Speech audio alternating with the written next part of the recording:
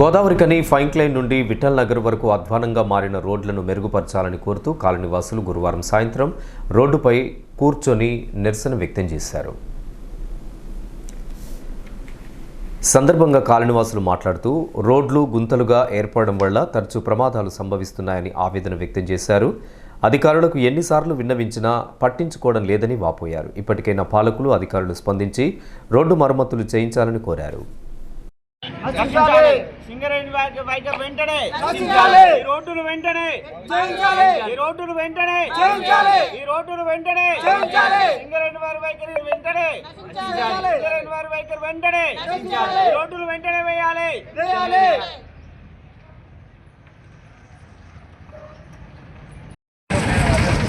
ఇది స్థానిక మిడల్నార్ డివిజన్లోని పార్క్ వెంట ఈ రోడ్డు నుంచి వెళ్ళి ప్రతిరోజు నిత్యం Singareni employees first shift, second shift, రాత్రి షిఫ్ట్ వాళ్ళు, వీళ్ళపల్లి గ్రామస్తులు మరియు ఏడీలం కాలనీ, సెంటరీ కాలనీ, ముఖ్యంగా పెద్దరపల్లి వెళ్ళే వారు కూడా ఇదే రోడ్డు యూజ్ చేస్తారు.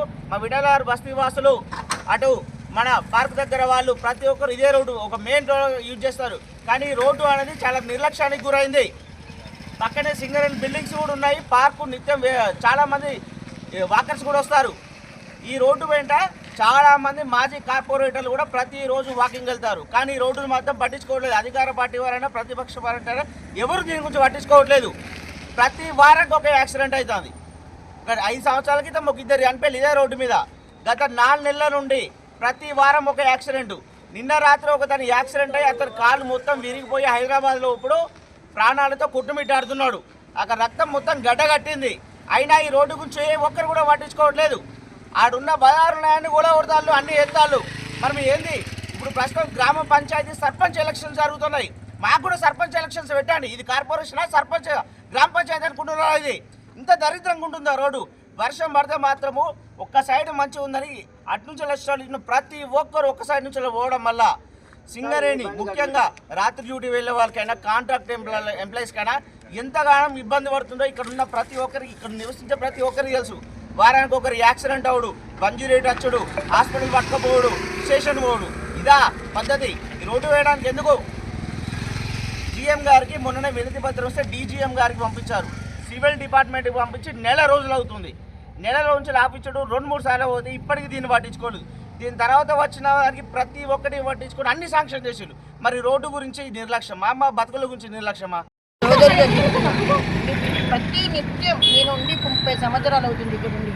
ప్రతిరోజు ఈ area main road club road ఈ ఏరియా ఎడింగ్లర్ కానీ, సెంట్రీ కానీ, వీళ్ళపల్లి సింగరేణి వాసులు రోజు ఓడుస్తుంటే ఏంటమ్మా ఈ రోడ్డు? ఇది ఇలానే ఉంటుందా? వర్షాకాలం వస్తే వర్షంలో మొత్తం చెరువులో నిండినట్టు ప్రతి నిత్యం వర్షాకాలంలో చూస్తున్నా, ఈ ఎండాకాలంలో చూస్తున్నా, చలికాలంలో చూస్తున్నా. 1 వీక్ యాక్సిడెంట్ వస్తుంది, వాటర్ బాటిల్ ఇస్తున్నా. 1 వీక్ యాక్సిడెంట్ వస్తుంది. ఎమ్మెల్యేలు వస్తారు, ఎంపీలు వస్తారు, వార్డు కౌన్సిలర్ వస్తారు. గల్లీ నుంచి ఢిల్లీ దాకా రోడ్లు వేస్తారు అంటున్నారు. మరి రోడ్ ఏది? జనాల గురించా, కార్పొరేట్ల గురించా, ఎమ్మెల్యేల గురించా? నిత్యం ప్రజల గురించి కొట్లాడుతున్నాం. మేము కార్పొరేటర్ పదవి కావాలని, ఎమ్మెల్యే పదవి కావాలని కొట్లాడుతున్నాం. మాకు ఏ పదవులతో అవసరం లేదు.